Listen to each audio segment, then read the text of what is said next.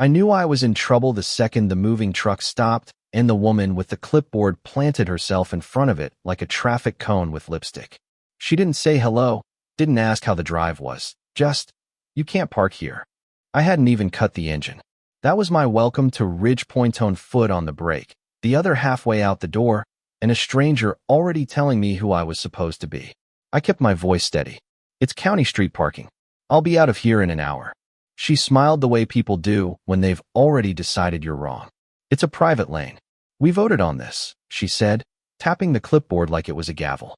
"I'm not in your association," I answered, holding up my keys like a badge of sanity. "Bought this place precisely because of that." Her eyes flicked past me to the house, to the neatly rolled sod, to the beige shutters I hadn't chosen but would soon be accused of choosing. "That's not how it works here," she said, and walked off taking pictures of my license plate. I learned her name later, Marla Price, president of the Ridgepoint Community Council, a title that sounded friendly until you saw how she wielded it.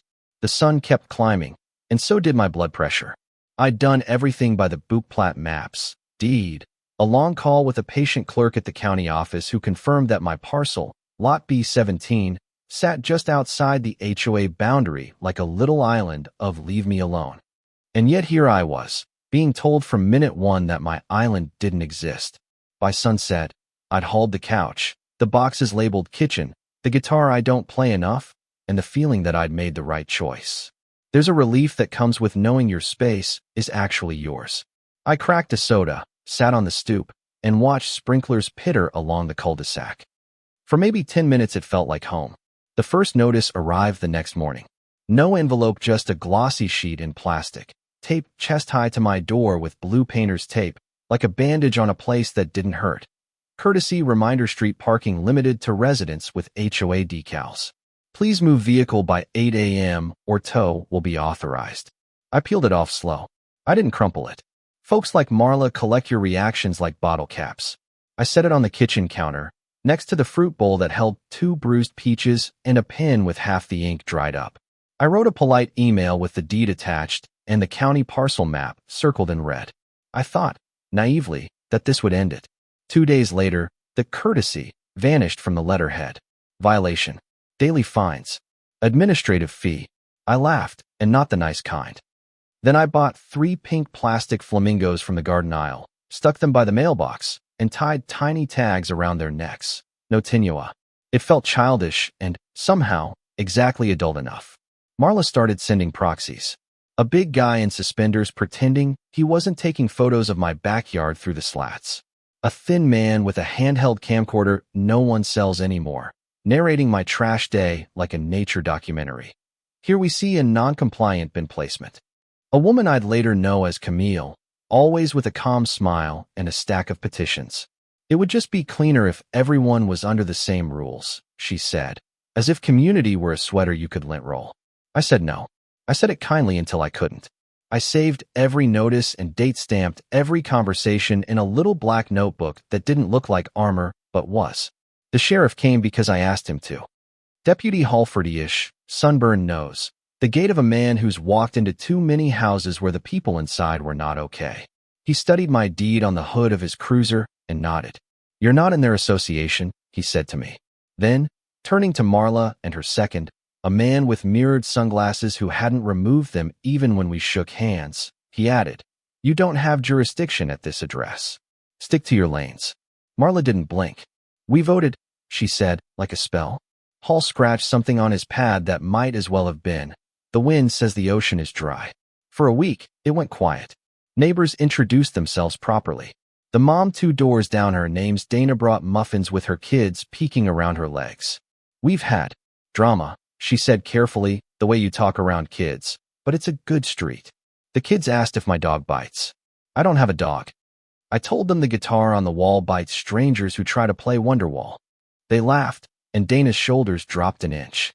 Then the words "private road" appeared at the mouth of the cul-de-sac in thick white letters, like a boundary painted across my day.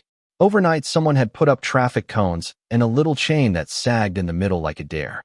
Cars hesitated, then nosed over the line anyway, because people who pay taxes tend to believe in roads. I called the county works number I'd saved from my due diligence phase, and an inspector named Alvarez came out in a truck with a beacon. He crouched, took pictures, shook his head, and said, "Nope." The following afternoon, a crew showed up with grinders, and the words disappeared into a spray of black dust. Someone filmed it from a bedroom window. Later, I'd see that video online with music laid under it like the crew were rock stars. I wish I could tell you that settled it. That facts, once established, sit still. That night, my porch camera installed because I was starting to forget what sleep felt like caught Marla on my driveway at 2:03 a.m., the beam of her flashlight slicing across my doorbell and the flower pots I hadn't watered in a week. She was taking notes. She paused long enough to angle her face toward the camera, as if she wanted the lens to understand who ran this street. I watched the clip 3 times, then put the file on a thumb drive and took it to the sheriff's office. The clerk at the front desk slid a form across to me with the weary familiarity of someone who does this every day. "We'll log it," she said. "A detective will follow up. Meanwhile, flyers. Nuisance homeowner. Special vote next Tuesday. Photos of my truck, of my recycling lit an inch ajar, of the flamingos, which somehow read as obscene in the right font. A Facebook post from the Ridgepoint Neighbors group where I wasn't a member because I value my blood pressure described me as combative and potentially dangerous. People love those words. They're soft enough to carry but heavy enough to bruise. The tow truck showdown happened on a Tuesday morning when the air already tasted like hot concrete. I was making coffee when I heard the hydraulic whine of a flatbed and the clatter of chains. I stepped outside and saw my pickup angled for loading, the driver doing that practice dance with levers and physics. Marla stood to the side with her arms crossed, the mirrored sunglasses man next to her like punctuation. "Hold up," I said, walking to the curb with the calm I had left. "That vehicle is legally parked. Not with an HOA decal," said Marla, like a teacher grading a paper. "Not in your HOA," I said, and held up a copy of my deed I now carried like a spare wallet. The driver glanced between us, ready to obey whichever authority would cost him less grief. "Ma'am, if this isn't private, it is," said Marla. "We voted." "It isn't," I said, my voice letting go of friendly like a hand off a railing. "And if you move it, you're committing theft. I will file criminal charges. I will also file civil, and I keep very clean records." The driver lowered the bed. He didn't apologize to Mandant, but he gave me the kind of look that says, "I didn't sign up to be in your war." He drove off. Marla's jaw flexed like she was chewing stubborn gum. "This isn't over," she said. She meant it. Someone called in a man with a gun at my address that night. The cruisers came fast, red-blue, skidding over my walls. There's a particular kind of quiet that comes when you stand on your porch with your empty hands up, telling strangers you are not a threat at your own front door. They searched, politely, professionally, found nothing, and left with a mix of relief and annoyance that looked the same in taillights. I stood in my kitchen afterward with the lights off, listening to the house breathe. I thought about how easy it is to weaponize a system designed to help people. I thought about sleep like it was something I used to own. Dana knocked the next day. She had grocery store cookies and an apology that wasn't hers to give. "We saw Marla on your driveway that night," she said, the words coming fast like she'd practiced them. "My husband has late shift. She was smoking on the porch, and he saw her with a light. Our camera caught some of it. If you need it, it's yours." Her boy, Taylor, peered at me from behind her hip and whispered, "Are the flamingos staying?" I told him they were unionizing. The bulletin board went up at the subdivision entrance with a notice titled Community Safety Advisory that named me as under investigation. There are sentences that don't sound like a lie until you put them under a lamp. Deputy Hall came out again, this time with a detective named Isabel Crane who had the quiet of a person who saves her words for the parts that matter. She took my statement, watched the porch video, and asked for copies of everything. "Don't engage," she said. "Document." It sounded like a surrender until I realized it was a tactic. Vandalism arrived like thunder after humidity. "Get out," read and loud across my garage door, the paint still wet enough to drip anger onto my driveway. I stood there with a bucket and a brush like a man trying to wash a scream off his face. Detective Crane crouched to photograph the drips. Left-handed, she murmured to herself, then started asking where I'd been between midnight and 2. I answered. My house may have been a stage, but I was not going to miss a line. Marla pivoted to theater. She rented a portable stage and held a rally in the park. A banner, "Take Back Ridgepoint." A sound system, fold-out chairs. A podium from which she told the crowd about lawlessness, about standards, about who we are and who we are not. I stood with Dana at the back, my hat pulled low, my hands in my pockets because I didn't trust them to do nothing. People clapped in the automatic way people clap when microphones tell them to. And then the Q&A. I didn't want to raise my hand. I did anyway. "Would you like to explain why you were on my driveway at 2:03 a.m.? 3 weeks ago?" I asked, my voice carrying in that unnatural park echo way. Her smile didn't falter. "Another lie," she announced to the crowd. "Another slander from a man who refuses to be a good neighbor." I looked at the detective near the tree line who was not there officially. She didn't move. I said, "I have the video." You could feel the sound in the crowd go thin. Marla's eyes found me, found the detective, then found the edges of the stage like maybe the wood would speak up for her. "Those rings," she said, flapping a hand at the idea of smart doorbells, "can be faked." "Maybe," I said, "but the clip of you painting private road on county asphalt won't be." A voice from the crowd, Camille, polite even when cornered, said, "Marla?" For the first time, Marla's words came out without that leader's cadence. "We voted," she said, small. "I thought that would be the crest of it. I was wrong." A week later, a shipping container appeared at the entrance with HOA headquarters stenciled on the side, like we were annexed by a novelty dictator. The padlock was the kind of heavy that says, "I dare you." I called Alvarez at the county. He laughed like a man who hadn't laughed at work in months and said, "Be home tomorrow around 10. The crane rumbled down Ridgepoint at 9:52 a.m. Neighbors stepped onto porches holding coffee mugs like theater binoculars. The crew worked efficient chains through lifting points, spreader bar, a slow, steady lift.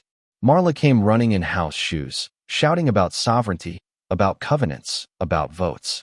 The container rose, creaking, indifferent to vowels. Someone recorded the moment she slapped the side of it with her palm, a small sound against steel. By dinner, that clip had a soundtrack and 5,000 shares. By midnight, it had a nickname, "The Box That Left." The fallout was strange and mean and funny all at once. Memes with my flamingos photoshopped driving forklifts. A clip of Marla chasing the flatbed set to circus music. Sympathy DMs and threats from people who'd never been on my street. The HOA's summer barbecue tried to proceed like normal until Marla grabbed the mic. "We have been under attack," she began, and a voice Dana's husband, I'd later learn, called out. From who? Accountability? Laughter, the kind that bruises. Marla's face doing math and coming up empty. She dropped the mic and left to the kind of silence that tastes like pennies. I'd love to tell you it ended there, that the board resigned en masse and the sky opened, and we all learned a lesson. But people who've built a throne out of a clipboard don't let go easy. Letters on letterhead from a law firm that didn't exist. Anonymous calls to code enforcement about non-existent violations. One more false 911 call, this time a domestic disturbance with sirens and apologies, and the delicate choreography of men with badges trying not to hate the person they have to bother again. Detective Crane kept widening her file. "Patterns matter," she said, "even to people who hate patterns." Then came midnight cinder blocks stacked across the road like a playset barricade, a handwritten sign taped to a traffic cone, "Controlled Zone." I stood there at 12:17 a.m. in bare feet, my phone lighting the absurd. I called it in. The county forklift arrived at dawn, orange and cheerful, picking cubes of arrogance off the asphalt. Marla watched from her lawn with her arms folded, the stance of someone who thinks gravity is negotiable. Arrests don't look like television unless you film them. The first was for interfering with the crane crew at the container removal, a hand-on-the-arm moment that became a wrist-in-the-cuff moment because Marla believed in exception more than law. She was out within hours. The second, weeks later, after the false 911 call, was slower. Detective Crane waited until the paperwork was a fortress. When they walked Marla down the path between lawns, everyone suddenly needed to weed. Camille stood on her porch, crying softly into a dish towel. "We just wanted clean yards," she said to no one.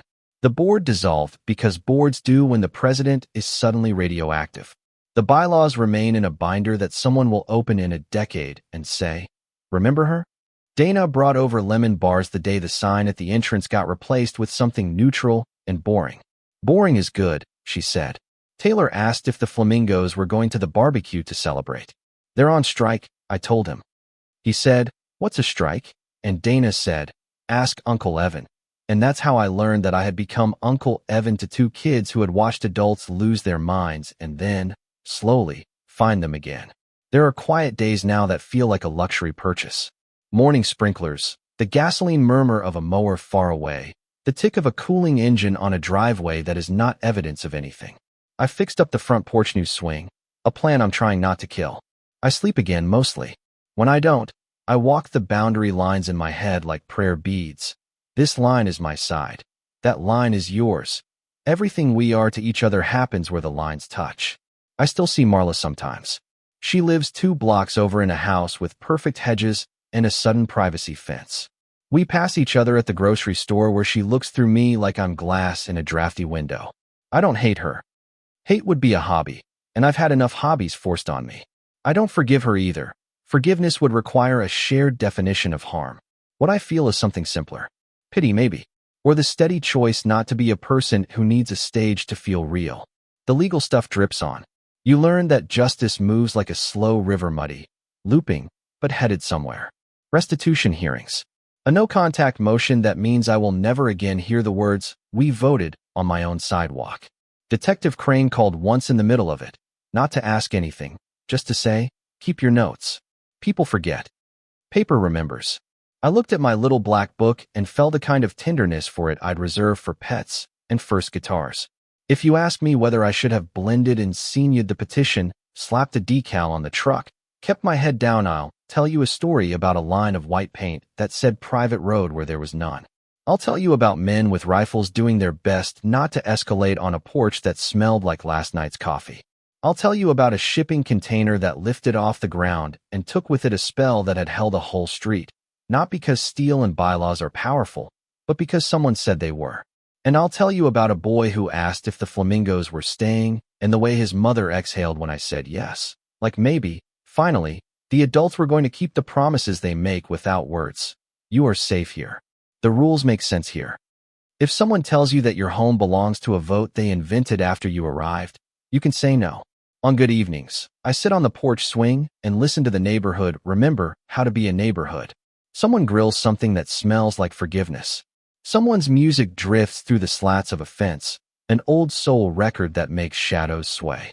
Dana calls from the sidewalk that I'm burning my porch light too early. I tell her the porch light is for the Flamingos union meetings. We laugh. The street hums. It's not perfect. Nothing is. But when I close my eyes, I do not see clipboards anymore. I think the ending is quieter. A woman with a towel to her face whispering that she just wanted clean yards. A detective who doesn't waste a question.